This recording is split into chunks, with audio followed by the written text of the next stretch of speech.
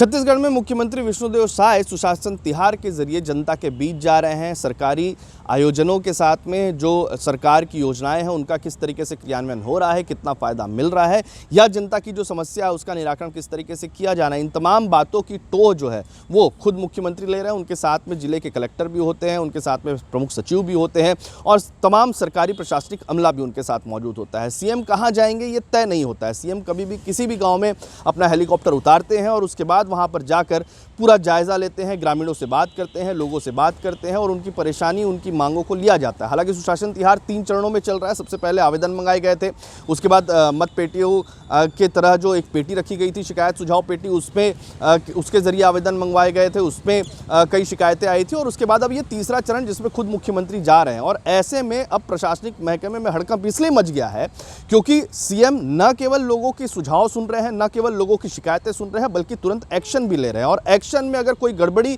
किसी अधिकारी की, कर्मचारी की होती है तो न केवल उसको जनता के सामने फटकार लगाई जा रही है बल्कि सस्पेंड भी कर दिया जा रहा है। पहले सुनिए मुख्यमंत्री क्या कह रहे हैं।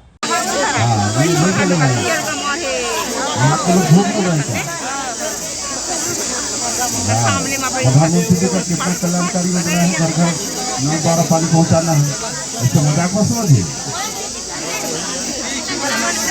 समझ रहे हैं, मजाक मत बनाइए।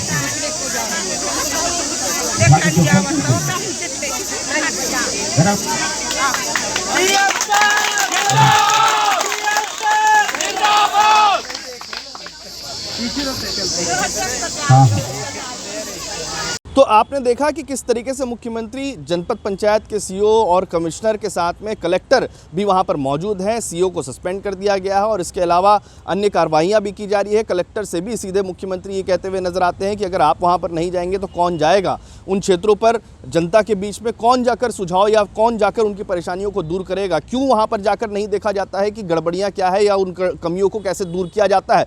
सीएम के इस एक्शन से, सीएम के इस अंदाज से अब प्रशासनिक महकमे में हड़कंप मचा हुआ है। कलेक्टर से लेकर निचले स्तर के कर्मचारी तक अब सभी काम में जुट गए हैं। लेकिन देखना दिलचस्प होगा कि जो शिकायतें, लगभग 40 लाख आवेदनों का जिक्र यहाँ पर होता है, जिसमें से 80,000 से ज़्यादा शिकायतें हैं और लगभग 3 लाख के आसपास जो सुझाव आए हैं, उन सुझावों को भी किस तरीके से सरकार पूरा करती है। सुझाव के साथ में कई मांगे हैं कि कहीं पर बिजली खंभा नहीं लगा है, कहीं पर तालाब की खुदाई करवानी है, कहीं पर पानी की समस्या है। तो इस तरीके की मांगों के साथ में शिकायतें भी हैं कि कहीं पर कलेक्टर सुनवाई नहीं कर रहे हैं, कहीं पर जिला पंचायतों में सुनवाई नहीं हो रही है, बिजली विभाग में सुनवाई नहीं हो रही है, नगर निगम में सुनवाई नहीं हो रही है। ये तमाम शिकायतें भी आई है। अब मुख्यमंत्री के इस एक्शन के बाद में प्रशासनिक अमला इस बात के लिए आतुर हो चुका है कि जल्द से जल्द उन समस्याओं का निराकरण कर लिया जाए, सीएम तक शिकायतें जनता की तरफ से ना पहुंच पाए। हालांकि मुख्यमंत्री ने भी ये तय कर दिया है कि अगर उनके तक शिकायतें आती है और अगर उन पे कमियां पाई जाती है कि शिकायत संभावित जो जगह है, विभाग है या